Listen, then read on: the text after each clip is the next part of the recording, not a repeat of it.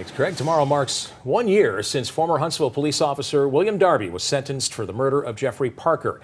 Darby's appeal in this case is still sitting at the Alabama Court of Criminal Appeals, and when they rule on that appeal is anyone's guess. WATE 31 senior reporter Matt Kroschel joins us to look back on the timeline in this high-profile, controversial case. And Matt, you spoke with an attorney who says this process often takes years. Marie, while the city of Huntsville continues to support Darby and believes his actions were justified and within city police policy, he is sitting in protective custody inside Limestone Correctional Facility out in Harvest.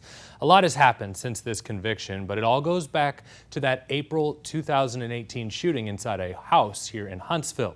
Body-worn camera footage from that day shows Darby, the third officer responding to the call, run inside the house, past two other HPD officers. He was armed with a shotgun. Seconds later, he shoots Parker in the head. The district attorney presented the case to a grand jury. Darby indicted for murder. The high-profile jury trial and the guilty verdict coming down in May of 2021.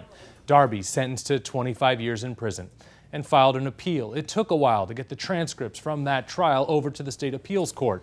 And that's where the appeal sits right now. So the Court of Criminal Appeals is not on anyone's schedule but their own. However, history tells us that 75% are completed within 290 days and almost 100% within maybe 350, 360. So we should know something by February of 2023 based on other cases. Because remember, the appeal was filed in February of 2022. So an important note here on this whole story. The Huntsville City Council approved more than $125,000 for Darby's legal defense during the trial. But the city has recently refused requests by local newspaper to release records showing how much taxpayer money it spent on the criminal case as well as the ongoing federal lawsuit.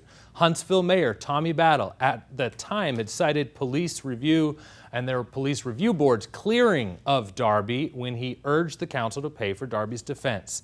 He remained on the city payroll through his trial in May of 2021. He resigned from the city about 2 months after the conviction.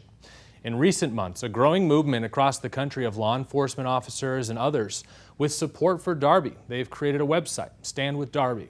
Former Huntsville Police Chief Mark McMurray is lending his support publicly for Darby now that McMurray has retired from the police force. I'm Matt Kroschel, WATE 31 News.